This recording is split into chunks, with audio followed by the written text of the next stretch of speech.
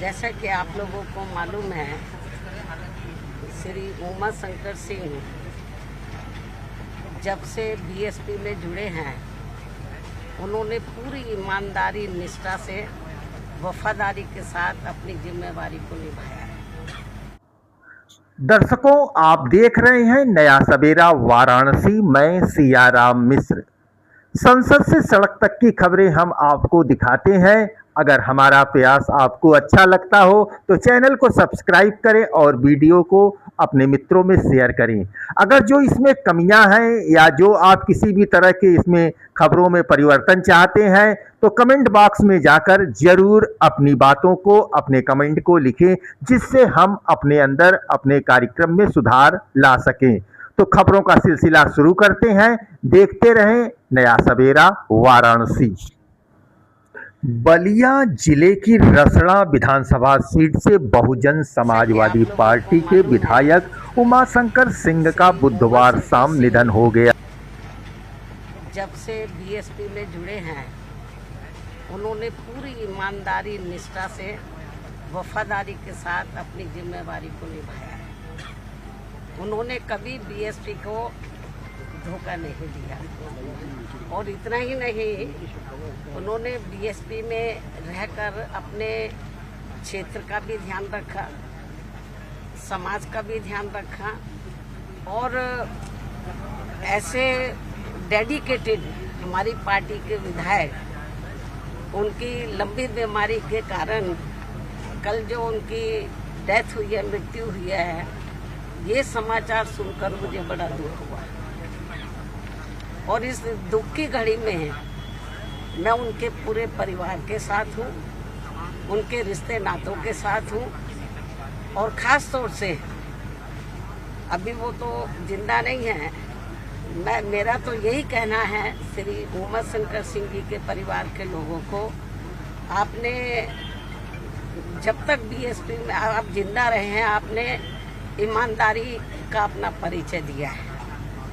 आपको ये मालूम है कि वो बिजनेसमैन थे और अक्सर आपने देखा है कि जो बिजनेसमैन होते हैं, जब सत्ता परिवर्तन होता है तो वो परिवर्तन पार्टियां बदल देते हैं। उतार चढ़ाव आए, लेकिन उन्होंने पार्टी को धोखा नहीं दिया और मुझे तो सही मायने में वो अपनी सगी बहन की तरह मानते थे।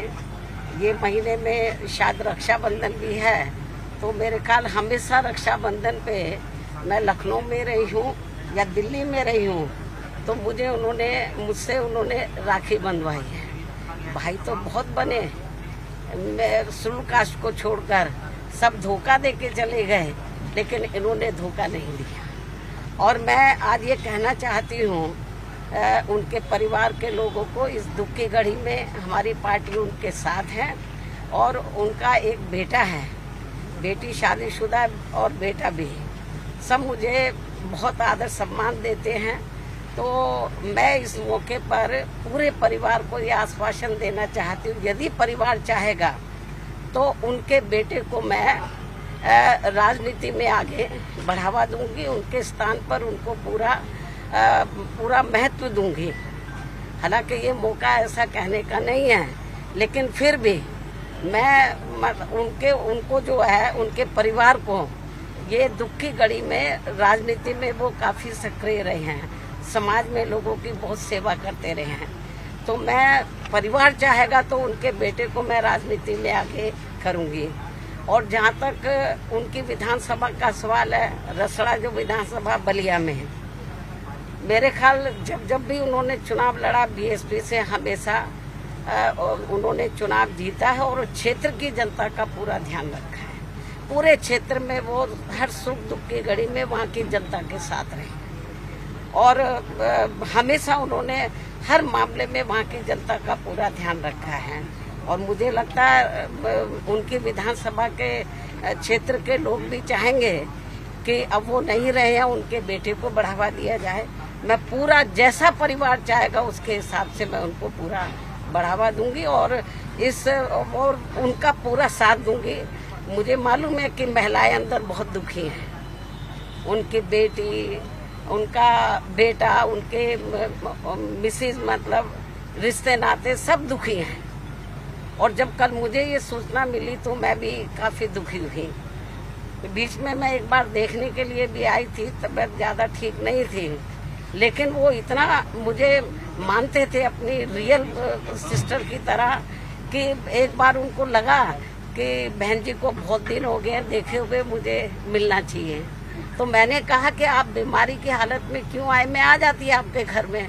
वो मेरे घर पर मिलने के लिए आए, बीमारी की हालत में भी। बोलते कि नहीं, मैं आई थी इधर मिलने के लिए, उनसे मिली थी, लेकिन उनको लगा कि नहीं बहन जी की याद आ रही है, आप बता देते मैं आ जाती।